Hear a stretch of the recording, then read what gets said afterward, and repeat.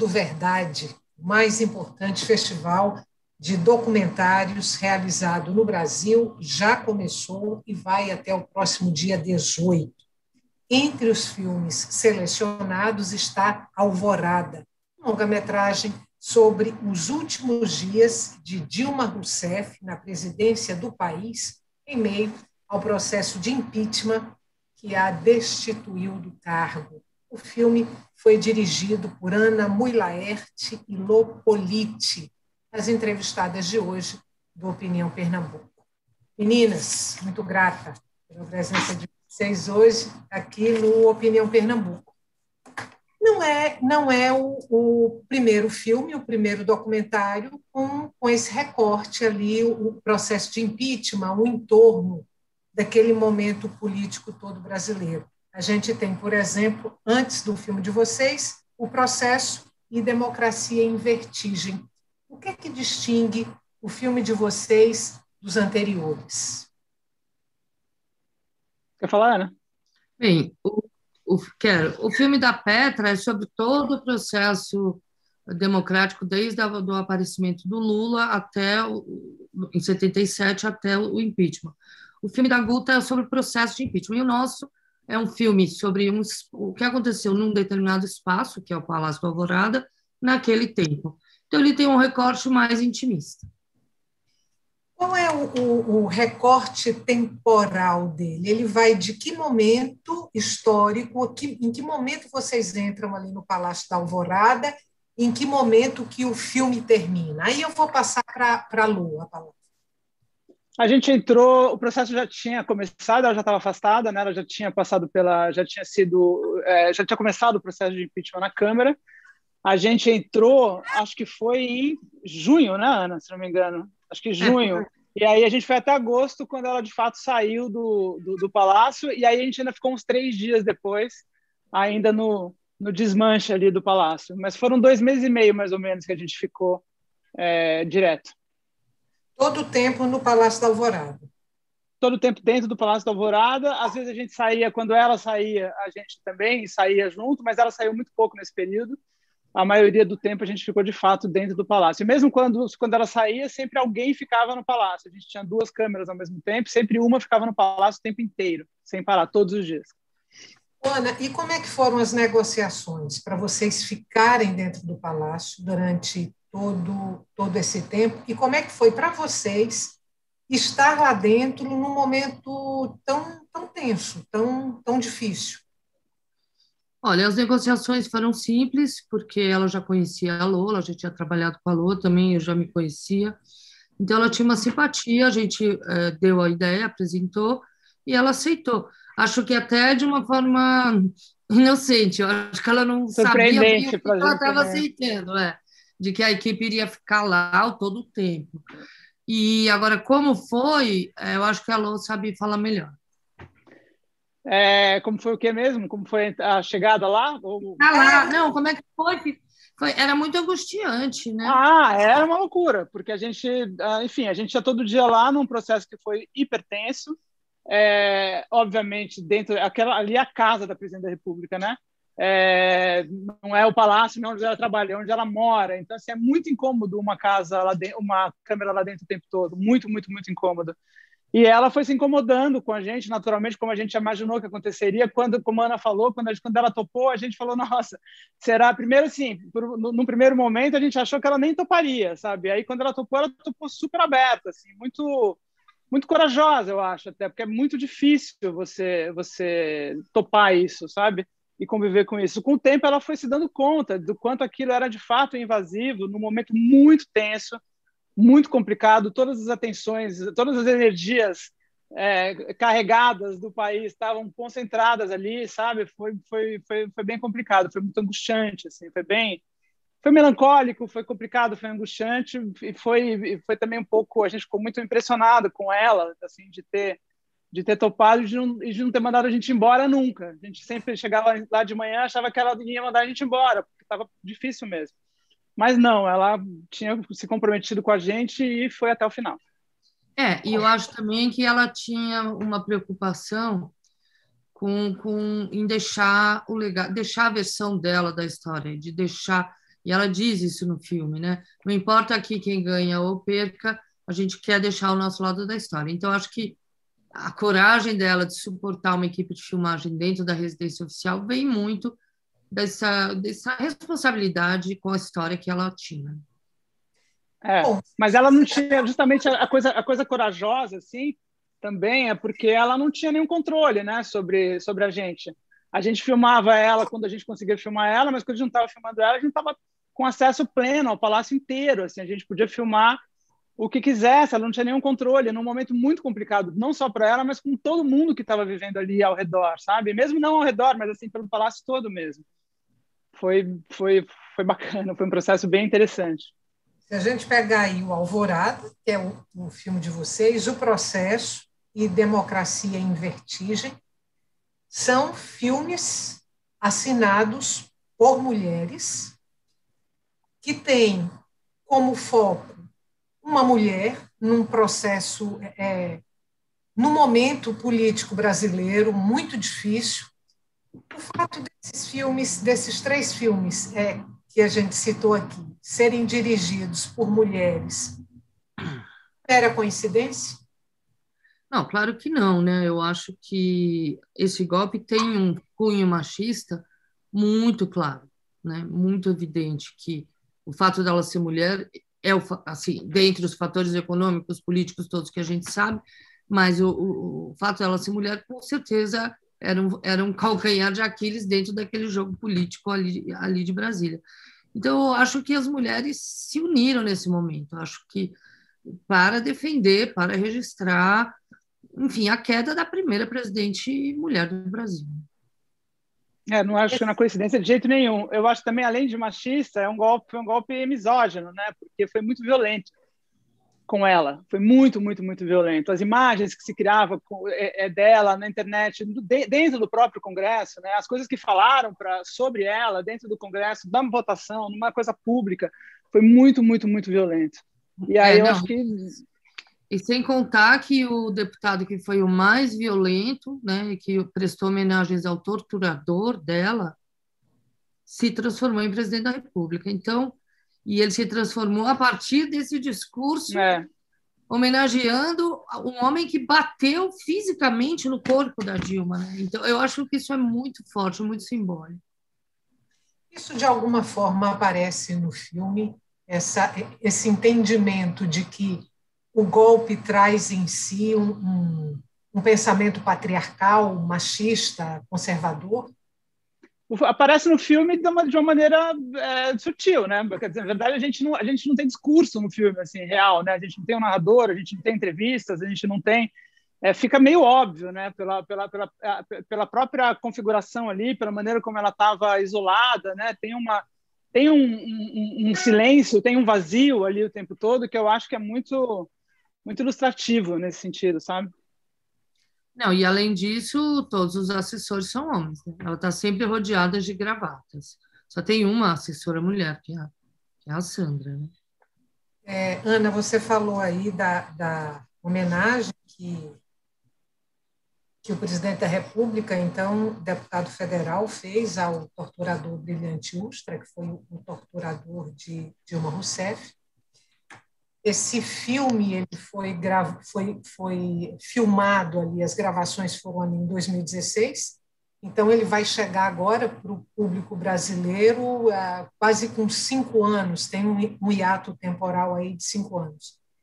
Esse ato, vocês acham que cria um terreno favorável para que todo aquele contexto, todo aquele entorno, que não foi percebido naquele momento, pelo menos para a maioria aí da população brasileira, possa, de alguma forma, ser percebido agora? Completamente. Pode falar. Eu acho que sim, porque é muito claro no filme que a Dilma tinha muita certeza do que estava acontecendo do ponto de vista histórico. Ela sabia exatamente que golpe era aquele e aonde aquele golpe pretendia ir. Então, ela diz, inclusive, ela preconiza no discurso, quando ela sai, tudo o que ia acontecer. E aconteceu, só que aconteceu coisa pior, porque saiu do controle e acabou subindo ao poder uma pessoa com problemas psiquiátricos. Eu acho que isso ela não contava. Acho que ninguém contava. Mas, sem dúvida, o processo todo aquele cinismo, aquela mentirada, pedalada fiscal, enfim, todo aquele clube do Bolinha que se uniu para tirar ela, acabou dando no que deu. E hoje está todo mundo vendo que, realmente, quando você pega uma democracia, pega o trem, tira do trilho e põe do lado, pode acontecer qualquer coisa. Então, eu acho que hoje as pessoas estão muito mais receptivas a ver o lado dela, sem dúvida. Sim, porque a gente filmou ali, a gente testemunhou, filmou que essa semente, né, de tudo que viria a acontecer depois. E agora a gente está no ápice, quer dizer, nem sei se a gente está no ápice, eu acho que a gente ainda vai piorar um tanto antes de melhorar. Mas, assim, eu acho que agora o filme está saindo muito na hora certa. Assim, acho que tem uma necessidade de compreensão de como isso tudo chegou aonde chegamos, porque é tão absurdo o lugar onde a gente chegou, que é necessário compreender realmente da onde isso veio. Então, acho que esses 5 anos foram, tipo, perfeitos, assim, sabe? A gente realmente acho que está lançando no melhor momento possível. Não, sem dúvida. Um exemplo que eu acho, por exemplo, claro, dessa trajetória é o Mandetta, né? Que foi um dos deputados que viu, tchau, querida, e que foi ministro da Saúde, um presidente que ele acreditava, e, de repente, ele mesmo viu o que era. Então, assim, acho que até pessoas como ele vão ter que se revisitar e fazer uma revisão do que foi feito ali, né? Como a Lô falou, da violência que foi praticada ali, que não era contra ela apenas, era contra o país. Né? Para a gente terminar esse bloco, mudou para vocês alguma coisa? A maneira como vocês viam Dilma antes do filme, a impressão que vocês tinham dela, afetos, admiração, resistência, o que quer que seja, mudou com o processo das filmagens, depois desse trabalho?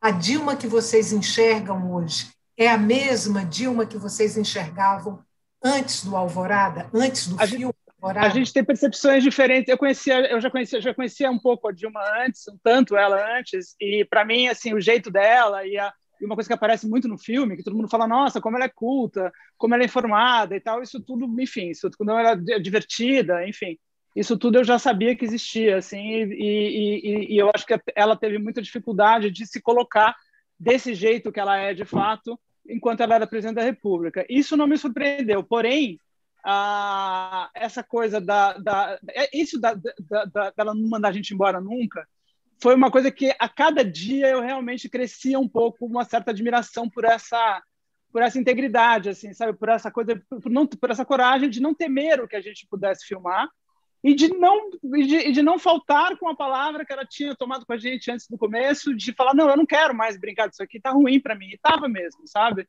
Então isso para mim foi eu admiro mais ela por isso completamente, assim. Agora, a Ana tem uma outra percepção, porque a Ana conheceu ela mais para frente, falando. Eu conhecia a Dilma bem menos do que a Lô. Eu tinha encontrado algumas vezes, inclusive nos atos contra o golpe. Eu tinha uma simpatia por ela e, sim, só cresceu minha admiração por ela no processo do filme. Novos lados que eu não conhecia. Assim, eu acho a capacidade que ela tem de tomar todas aquelas ofensas de um modo não pessoal e entender como quase uma socióloga de um processo histórico, eu acho admirável. E ela fala disso no filme, né? Como ela fala, eu não deprimo. E a gente estava lá, e o filme está ali para ver como ela enfrentou toda aquela violência de cabeça erguida. E como ela aceitou democraticamente todas as decisões, né? Porque o que a gente vê hoje é justo o contrário, assim, em todas as esferas, assim, todos esses homens do poder, assim, eles absolutamente não... mágoas, falou isso, respondeu aquilo. Ela não. E tem uma cena no filme que é no dia seguinte do impeachment, que ela vai sair para andar de bicicleta normalmente, como ela anda todos os dias. Então, ela é uma pessoa que não se abala pessoalmente. Mas ela tinha noção exata do abismo que a gente estava entrando a partir daqueles eventos. E conseguia não pessoalizar, né? É realmente admirável, assim, admirável. Vamos fazer um intervalo curtinho, a gente volta daqui a pouco. Você que está em casa, não saia daí. O tema de hoje do Opinião Pernambuco é o filme Alvorada, um dos filmes selecionados para participar do festival É Tudo Verdade, o mais importante festival de documentários do cinema brasileiro.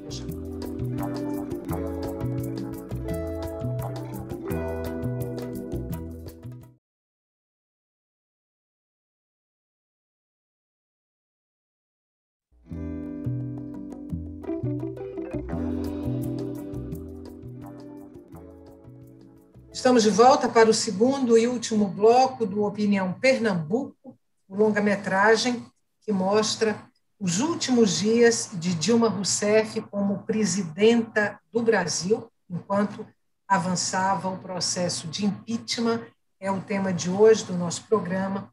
Eu converso com as diretoras de Alvorada, Ana Mui-Laerte e Lô Politi.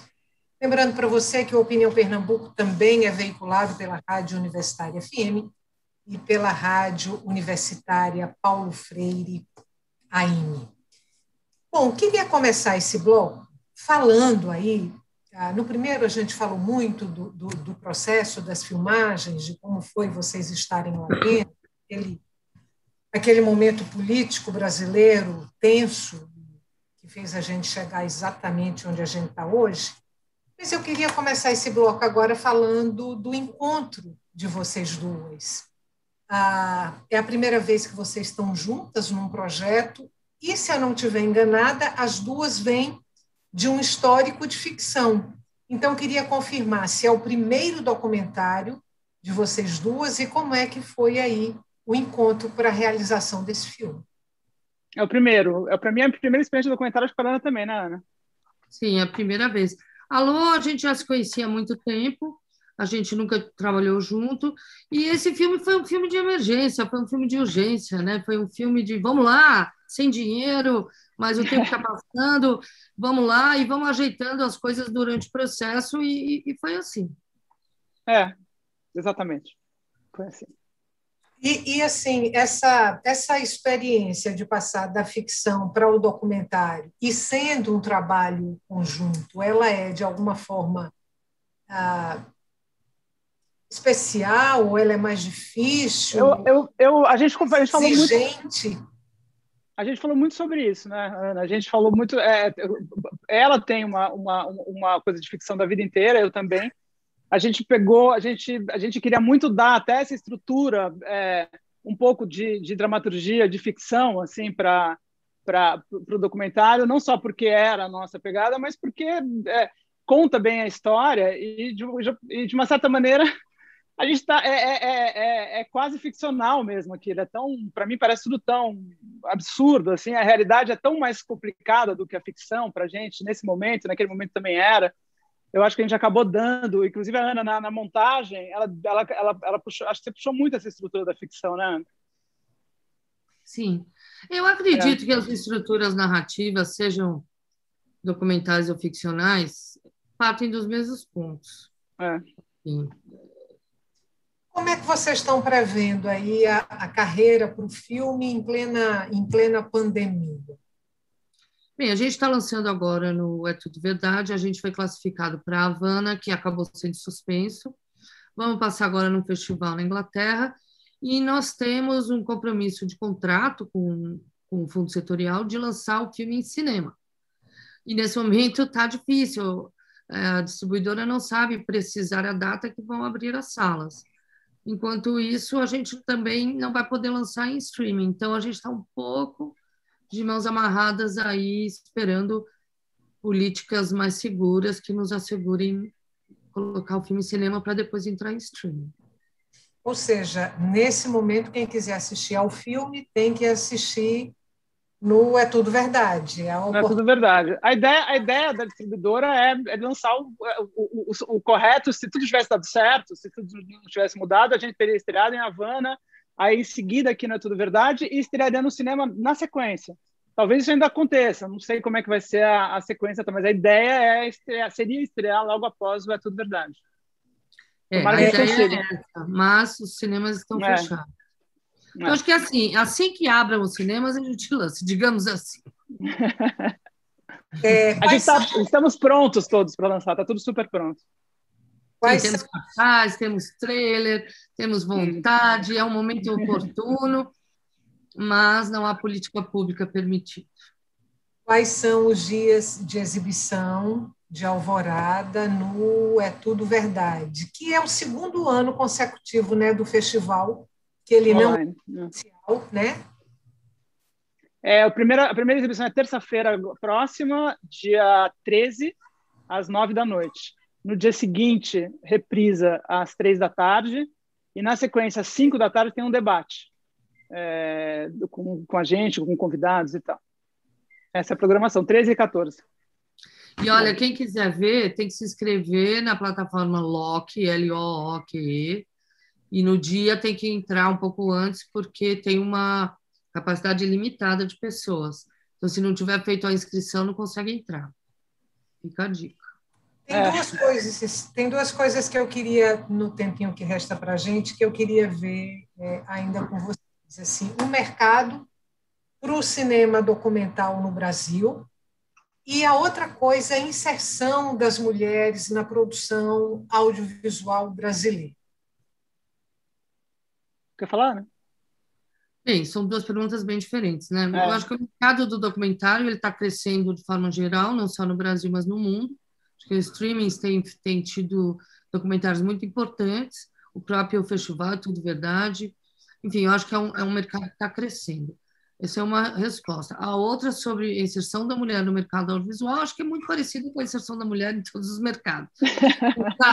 No caso do audiovisual, a gente tem cerca de 17%, no último levantamento da Ancine, cerca de 17% de mulheres dirigindo, e aí, enfim, você vai vendo que ainda falta muita luta. Agora, ainda assim, acho que nós, mulheres, estamos bem melhores no cinema do que estamos no Congresso, porque ali na Câmara dos Deputados não tem 17% de mulher, né? Tem menos. E esses 17% foram inseridos no mercado em muito pouco tempo, é muito recente, muito, muito, muito recente. 15 anos, uns 15 anos. Recente.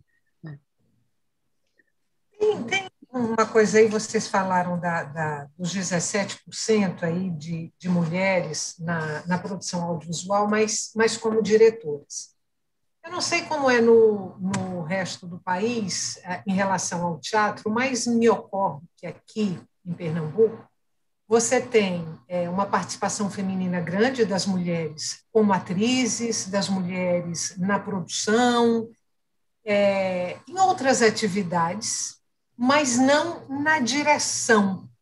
Existe alguma explicação para isso? Quer dizer, esse percentual de mulheres, esse percentual menor, tanto na direção do cinema como na direção do teatro, mas aí eu estou fazendo um recorte bem local, porque eu não saberia como é, por exemplo, no Rio, em São Paulo, em Minas, em Porto Alegre, enfim, no Rio Grande.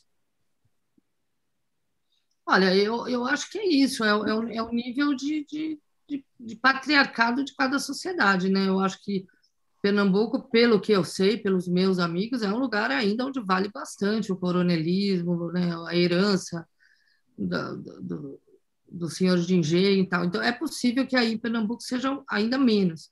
Pela minha experiência pessoal com o cinema pernambucano, me parece que sim, que é muito mais diretor homem, mais do que aqui em São Paulo. Mas isso só fazendo um estudo e avaliando de fato os números, né?